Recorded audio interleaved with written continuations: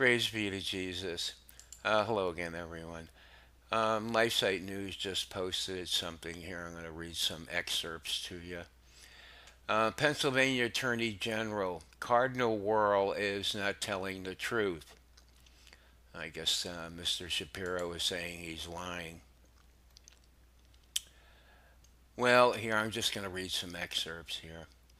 Appearing confident early in the week, this is Wuerl now, that his PR campaign would prevail, Wuerl said in a TV interview, "I think I did everything that I possibly could." The Cardinal also asserted in a statement that the grand jury report confirms that I acted with diligence, with concern for the victims, and to prevent future acts of abuse. Boy. Pennsylvania attorney Josh Shapiro, who led the probe publicly, disagreed with Cardinal Wuerl's statements, telling CNN, "Cardinal Wuerl is not telling the truth.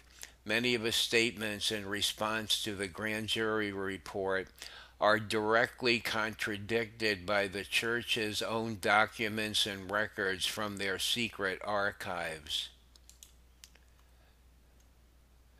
Shapiro indicated that Wuerl was perhaps digging a deeper hole for himself. Offering misleading statements now only furthers the cover up, added Shapiro. Well, and then this here. A review of the approximately 300 cases cited in grand jury report reveals several examples of Wuerl's mishandling of priests who committed sexual abuse, sending them back to parish work after completing time in counseling centers, failure to report sexual abuse by priests to the authorities, and rendering only minimal cooperation when he did work with the police. LifeSite News has launched a petition urging Cardinal Donald Wuerl to resign as Archbishop of Washington, D.C. And in fact, two Washington, D.C. newspapers have called for his resignation. So if you want to look at the article, I just read a few excerpts. And then, you can sign the petition if you'd like. That's something proactive you can do. And always remember that in almost all of what I read on an article, some of the words are lit up as links. So when it says Cardinal Wuerl statement telling CNN